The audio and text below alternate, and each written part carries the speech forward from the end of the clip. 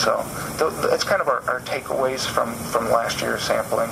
And, there's more work to be done, and we're doing that now. So we are here talking to Dr. Sean Mickle-Murray and Dr. Nancy Love, and they're really breaking down some really heavy and complex topics. So we do want to hear from you, and so you can call in at 810-239-5733. So we're hearing about a lot of different bacterias, and want to know if one of them that just came up and we've heard from residents and they have questions on this one is the Trophomonas multifida. And so just want to hear about that as well as other potential pathogens that people have never heard of. Can you kind of like break that down, kind of like you just broke down the serotypes? Right. So within the filter study, the two categories of bacteria that we've focused in on are what we would call enteric bacteria. Those would be bacteria that might cause gut, stomach illness, and we've talked a little bit about Enterobacteriaceae last fall, but that's underway, still evaluating. Stenotrophomonas is one that we identified in one house after learning about an illness. And what I can say is this: we've gone back and analyzed all 35 samples that we had, the 19 homes. We actually did a few extra homes as well to get to 19 and 35.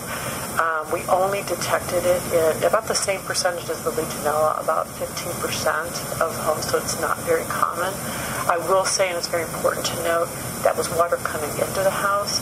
We do not detect it coming out of the filter. It seems that the numbers are gone. They're below our detection going out of the filter, or below quantification.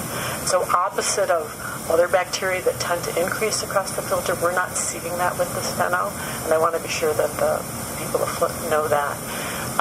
Where we're at right now is the same place where we are with the Legionella, is looking at the different types of steno we're finding, and looking at the patient form and seeing if we can show that they are the same, and that's underway. So it seems like as we're studying our water system and how it can potentially, there's these different potential risks for health or things that impact the health, and we don't have, we're hurrying up to do the testing, but it takes a long time to analyze those results. And so we're asking residents to be really patient with that. But can you speak to that? Well, this is, there isn't a standard protocol for this kind of response, I think. And so we have been,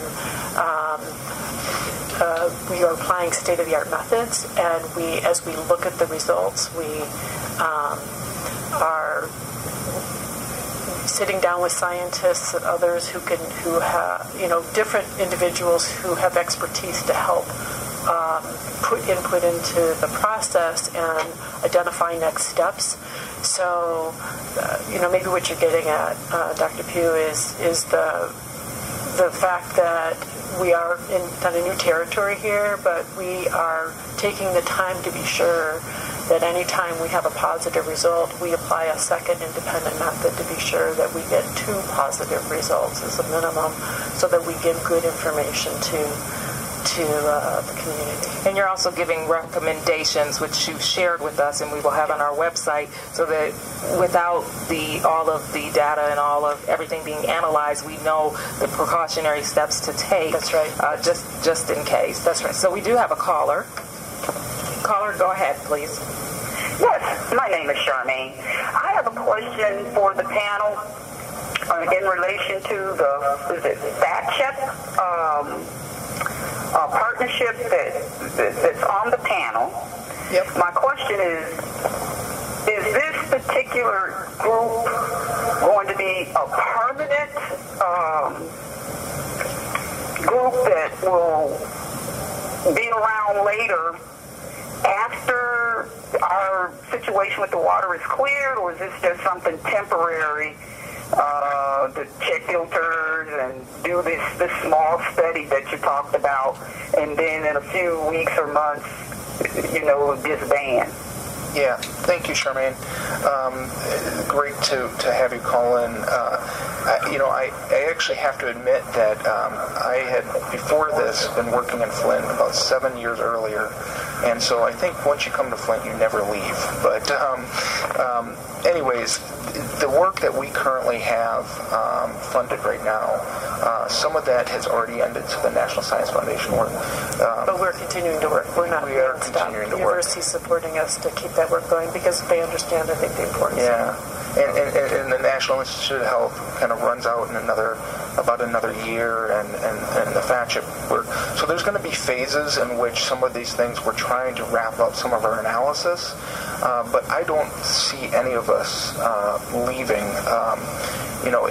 Unfortunate thing about trying to do these advanced analytical techniques to try to provide some of these answers is, unfortunately, it is really expensive. So there's going to be a limit to what we can do. But I know that all of us in this group are very committed, and we'd be more than happy to stay on. We're state supported, and therefore we are obligated, I think, to do what we can. Yeah. So thank you for your call.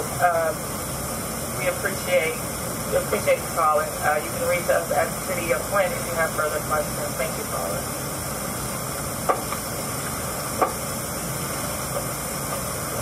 And so, as mentioned before, you all are part of the City of Flint Technical Advisory Board, so we're not going to let you all go. That's great. We're going to continue to call upon you for sessions like these and ways to continue to share your findings as well as your methodology with the community. So we really thank you. One of the other pieces, I think it goes to the caller's question, is that we will have Dr. Monahan Atisha on next week, and she'll be here on May 16th from 6:30 p.m. to 7 p.m., and she's going to talk about the lead registry. And so I think that ties into how this work will continue to be ongoing. That registry, the Flint registry, will look at both children and monitor adults, and look to make sure that there are no health issues that are that could be a result of the Flint water crisis. So we're going to hear more about that.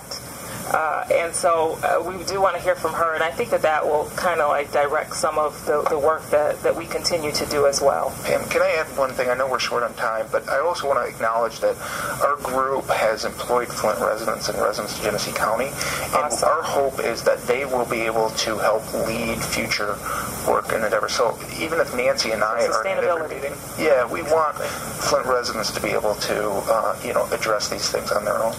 So we thank you all for being here. We'll have you here again because though we started off saying that this was going to be 4 series, I'm pretty sure that we're going to be doing more. So again, thank you all for coming out. So much. Thank you. For the past 30 minutes, you've been listening to the City of Flint Health Town Hall discussion. Be sure to join them next week at this same time on the best variety of gospel music, the new 1420 AM WFLT.